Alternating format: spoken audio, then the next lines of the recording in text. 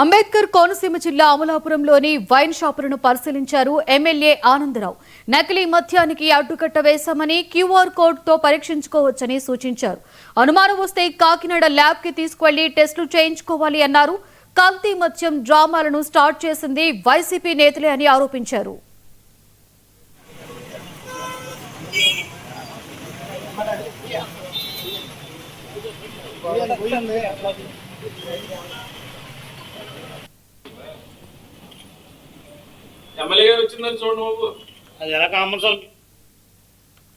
రాష్ట్ర వ్యాప్తంగా మద్యం షాపుల వద్ద క్యూఆర్ కోడ్తో ఏదైతే మద్యం బాటిల్ మీద క్యూఆర్ కోడ్ అనేది ప్రభుత్వం అమలు చేస్తుందో క్యూఆర్ కోడ్కి సంబంధించిన యాప్ని ఈరోజు లాంచ్ చేసి ఈ యాప్ ద్వారాగా మద్యాన్ని కొనుగోలు చేసే ఎవరైనా సరే వారి సెల్లలో ఈ యాప్ను డౌన్లోడ్ చేయించుకుని ఆ మద్యం బాటిల్ మీద ఉన్నటువంటి క్యూఆర్ కోడ్ని కనుక మీరు స్కాన్ చేస్తే ఆ మద్యం బాటిల్ యొక్క అన్ని వివరాలు దాంట్లో వస్తాయి.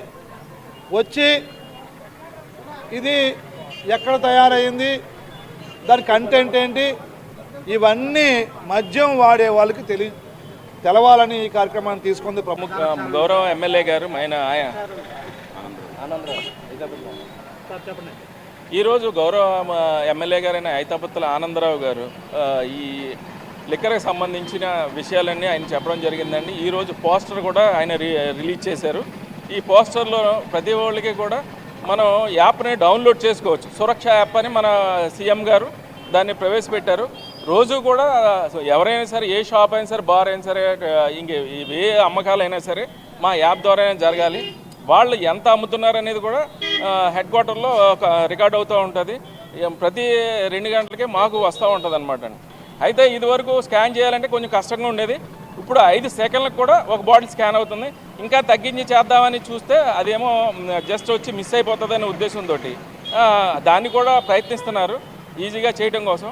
ఈ యాప్లో ఏం తెలుస్తుంది అంటే క్యూఆర్ కోడ్ చేయంగానే ఒక బాటిల్ స్కాన్ చేయగానే అది క్యాప్చా అడుగుతుంది. ఆ క్యాప్చా నెంబర్ని మనం చేసిన తర్వాత మళ్ళీ దాన్ని మనం అడిగితే ఫర్దర్గా డీటెయిల్స్ వస్తాయి. ఆ బాటిల్ గురించి డీటెయిల్స్ వస్తాయి. ఆ బాటిల్ ఎక్కడ తయారైంది,